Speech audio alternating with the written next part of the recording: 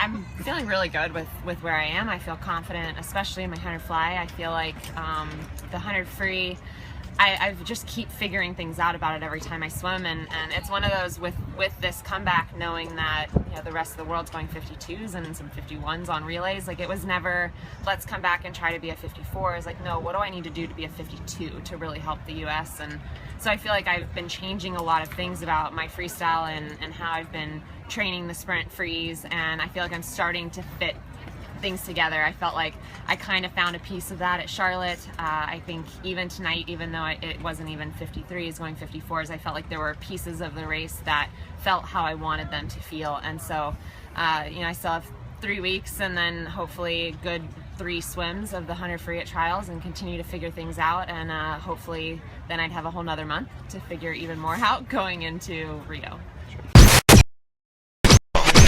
It really has just been completely different. Coming back, with taking 2 years off, I felt like I began to appreciate some of the things that I started to want to get away from in the sport, and to like the early mornings again, to want to be pushing myself and working as hard as I can, and to really, I've liked knowing that I only had a year and a half from coming back to come back and see how fast I could go, and to kind of throw out my old technique, even though that is what worked for me in the past. I needed to be faster than that, and to really trust my coach Terry McKeever, and to go work with Milton Elms in Australia, and to really just kind of play with the physics of the body and the water and my feel for the water.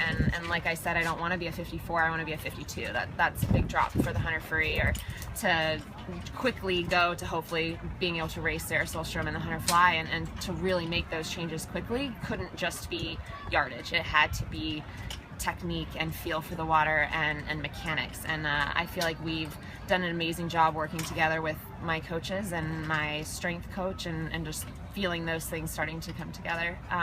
Preparation wise, I feel a lot less pressure than I did even in 2012. It's one of those, like, I didn't know if I was going to make it this far, and it's been my son and my family before the sport, and this has been my me time, and what I've kind of my hobby that I love and I get to go do every day, and taking that into trials that of course I want to make the team so badly. I love representing the US and competing in the Olympics, but I also will have a family that will love me and carry on with life if I don't make the team, and it's just a calmer place to be for me.